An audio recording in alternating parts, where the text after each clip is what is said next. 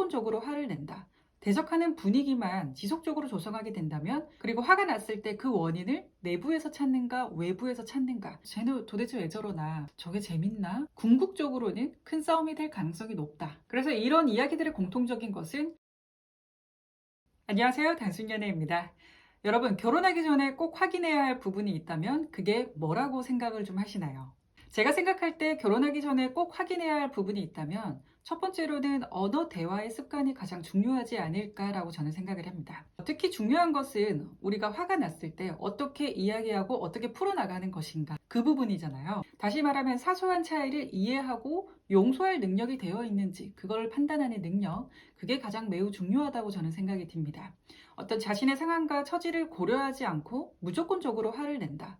대적하는 분위기만 지속적으로 조성하게 된다면 사실 그 결혼은 원만한 결혼 생활이 어렵겠죠. 그러니까 결국은 자기 감정을 다스리는 방법을 아는 사람이 현명한 사람이지 않을까라고 저는 생각을 하고요. 그리고 화가 났을 때 그 원인을 내부에서 찾는가 외부에서 찾는가, 그런 점들도 중요하다고 생각을 합니다. 그리고 두 번째로 중요한 것은 의외로 유머 코드나 정치 지향이 다르면 권태가 올 확률이 높다라는 얘기가 좀 있는데요. 여자분들은 의외로 유머 코드가 맞는 사람을 이상형으로 뽑으시는 분들도 많은데요. 같은 맥락이 아닐까 생각도 듭니다. 나는 재밌는데 상대방은 재미없는 상황이 지속이 되면 어느 날부터 갑자기 나쁜 사가 되겠죠. 처음에는 사랑하니까 웃어주고 넘어가다가 계속 이게 안 맞으면 쟤는 도대체 왜 저러나, 저게 재밌나, 이런 생각들만 계속 맴돌 거란 말이에요. 정치 성향도 사실 마찬가지예요.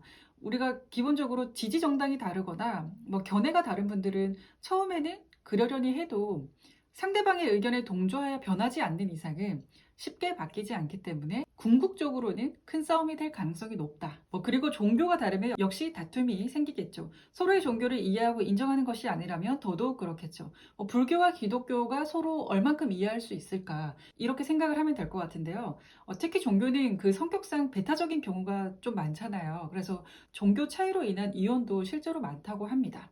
그리고 다양한 경제적인 가치관도 중요하고요. 나는 모으는 것이 좋은데, 나는 그냥 적금만 하는 것이 좋은데, 상대방은 돈이 생기면 무조건적으로 투자를 한다거나, 무조건적으로 어떤 사치를 한다거나, 이런 것도 서로 이해가 안 되면 갈등이 지속이 되겠죠. 그래서 이런 이야기들의 공통적인 것은 결국 처음에 우리가 상대방에게 가졌던 그 마음은 결국은 조금씩 변화한다는 것인데요.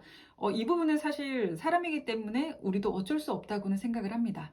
그리고 연애와 결혼은 아주 다른 성격이기 때문에 더 어려운 것일 수도 있고요. 다만 그 변화에 대해서 조금 더 현명하게 대처하고 서로를 존중할 수 있는 사람을 결혼 상대로 선택을 한다면 조금 더 원만한 결혼 생활을 유지될 수 있지 않을까 생각을 합니다.